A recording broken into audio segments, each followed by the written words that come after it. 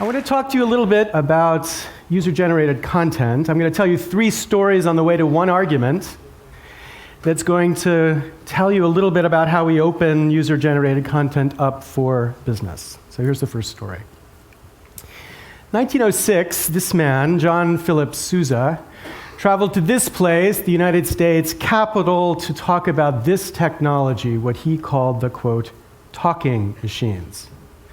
Sousa was not a fan of the talking machines. This is what he had to say. These talking machines are going to ruin artistic development of music in this country.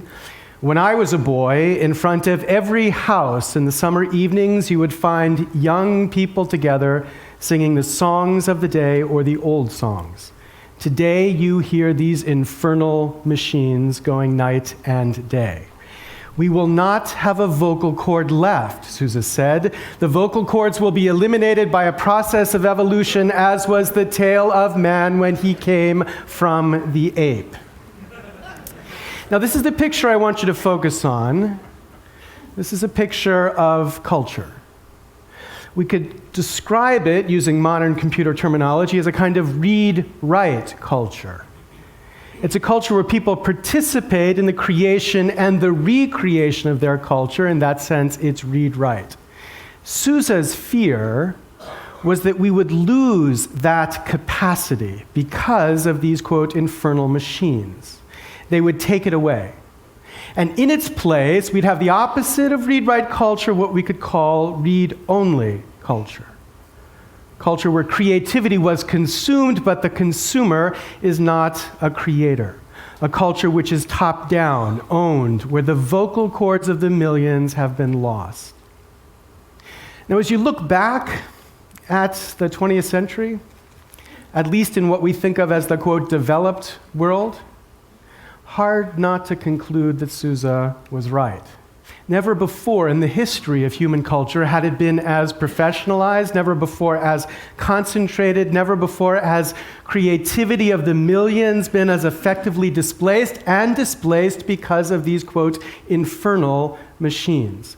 The 20th century was that century where, at least for those places we know best, culture moved from this read-write to read-only existence. So second, land is a kind of property. It's protected by law. As Lord Blackstone described it, land is protected by trespass law. For most of the history of trespass law, by presuming it protects the land all the way down below and to an indefinite extent upwards. Now, that was a pretty good system for most of the history of the regulation of land until this technology came along, and people began to wonder, were these instruments trespassers as they flew over land without clearing the rights of the farms below as they traveled across the country? Well, in 1945, Supreme Court got a chance to address that question.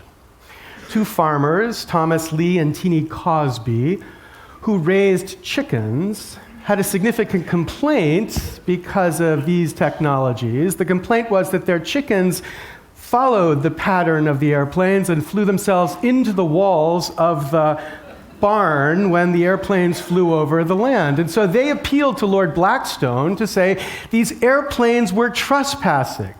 Since time immemorial, the law had said you can't fly over the land without permission of the landowner. So this flight must stop. Well, the Supreme Court considered this 100 years tradition and said, in an opinion written by Justice Douglas, that the Cosbys must lose. The Supreme Court said, the doctrine protecting land all the way to the sky has no place in the modern world. Otherwise, every transcontinental flight would subject the operator to countless trespass suits.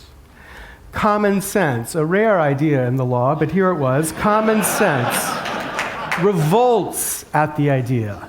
Common sense. Finally, before the internet, the last great terror to rain down on the content industry was a terror created by this technology, broadcasting. a new way to spread content, and therefore a new battle over the control of the businesses that would spread content. Now, at that time, the entity, the legal cartel that controlled the performance rights for most of the music that would be broadcast using these technologies was ASCAP. They had an exclusive license on the most popular content, and they exercised it in a way that tried to demonstrate to the broadcasters who really was in charge. So between 1931 and 1939, they raised rates by some 448%. Until the broadcasters finally got together and said, okay, enough of this. And in 1939, a lawyer, Sidney Kay, started something called Broadcast Music Incorporated. You know it as BMI.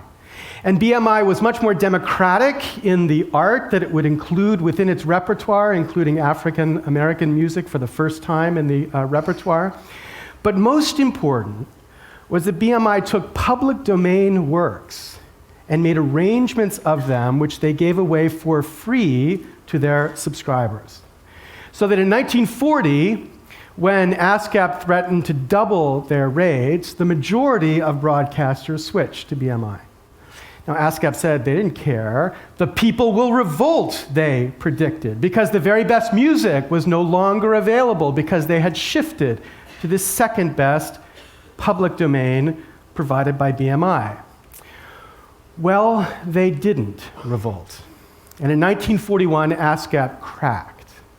And the important point to recognize is that even though these broadcasters were broadcasting something you would call second best, that competition was enough to break, at that time, this legal cartel over access to music.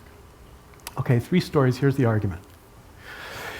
In my view, the most significant thing to recognize about what this internet is doing is its opportunity to revive the read-write culture that Sousa romanticized. Digital technologies is the opportunity for the revival of these vocal cords that he spoke so passionately to Congress about. User-generated content, spreading in businesses in extraordinarily valuable ways like these, celebrating amateur culture, by which I don't mean amateurish culture. I mean culture where people produce for the love of what they're doing and not for the money. I mean the culture that your kids are producing all the time. For when you think of what Sousa romanticized in the young people together singing the songs of the day of the old songs, you should recognize what your kids are doing right now. Taking the songs of the day and the old songs and remixing them to make them something different. It's how they understand access to this culture. So let's have some very few examples to get a sense of what I'm talking about here. Here's something called anime music videos. First example, taking anime captured from television, re-edited to music tracks.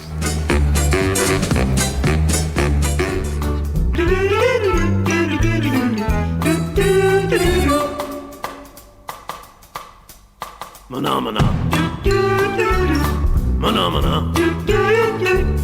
Mana-mana.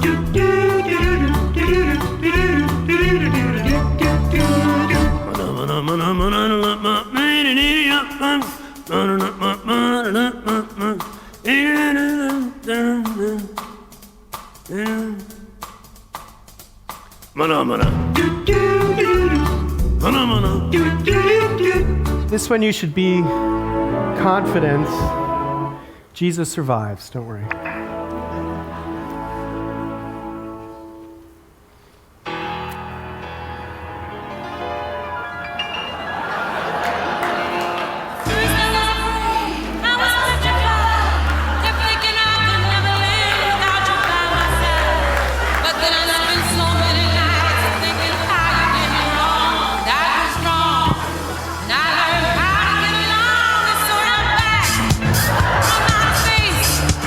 I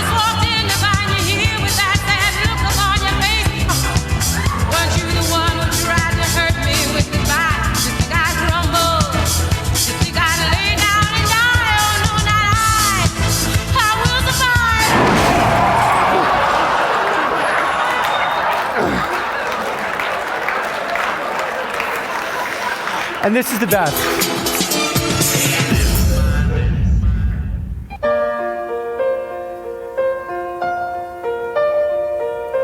My love, there's only you in my life, the only thing that's bright. My first love,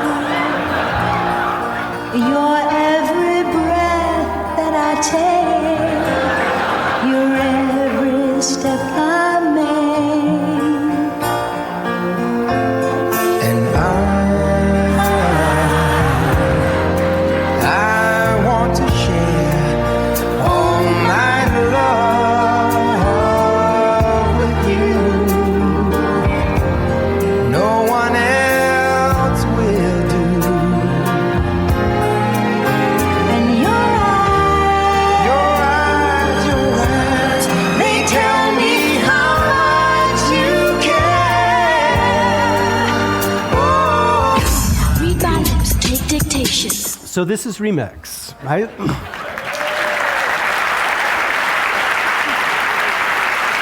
And it's important to emphasize that what this is not what we call, quote, piracy. I'm not talking about nor justifying people taking other people's content in wholesale and distributing it without the permission of the copyright owner. I'm talking about people taking and recreating, using other people's content, using digital technologies to say things differently. Now, the importance of this is not the technique that you've seen here. Because, of course, every technique that you've seen here is something that television and film producers have been able to do for the last 50 years. The importance is that that technique has been democratized.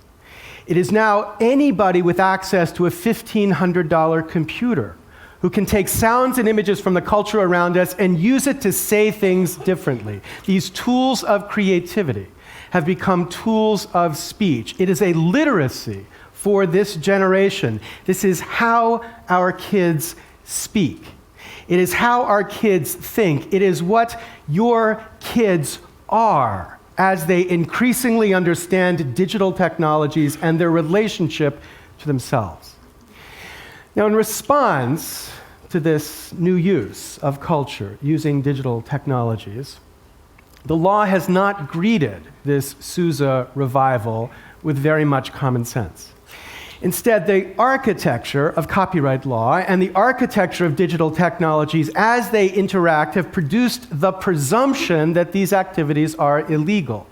Because if copyright law at its core regulates something called copies, then in the digital world, the one fact we can't escape is that every single use of culture produces a copy.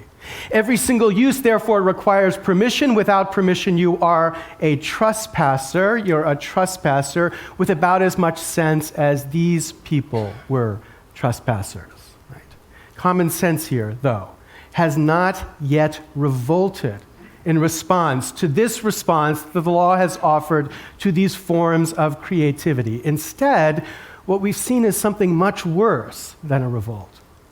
There's a growing extremism that comes from both sides in this debate in response to this conflict between the law and the use of these technologies. One side builds new technologies, such as one recently announced that will enable them to automatically take down from sites like YouTube any content that has any copyrighted content in it, whether or not there's a judgment of fair use that might be applied to the use of that content. And on the other side, among our kids, there's a growing copyright abolitionism, a generation that rejects the very notion of what copyright is supposed to do, rejects copyright and believes that the law is nothing more than an ass to be ignored and to be fought at every opportunity possible. The extremism on one side begets extremism on the other, a fact we should have learned many, many times over. And both extremes in this debate are just wrong. Now, the balance that I try to fight for, I, as any good liberal, tried to fight for first by looking to the government. Total mistake, right? looked first to the courts and the legislatures to try to get them to do something to make the system make more sense. It failed, partly because the courts are too passive, partly because the legislatures are corrupted, by which I don't mean that there's bribery operating to stop real change, but more the economy of influence that governs how Congress functions means that policymakers here will not understand this until it's too late to fix it. So we need something different. We need a different kind of solution. And the solution here, in my view, is a private solution. A solution that looks to legalize what it is to be young again and to realize the economic potential of that. And that's where the story of BMI becomes relevant. Because as BMI demonstrated, competition here can achieve some form of balance. The same thing can happen now. We don't have a public domain to draw upon now, so instead what we need is two types of changes. First, that artists and creators embrace the idea, choose, that their work be made available more freely.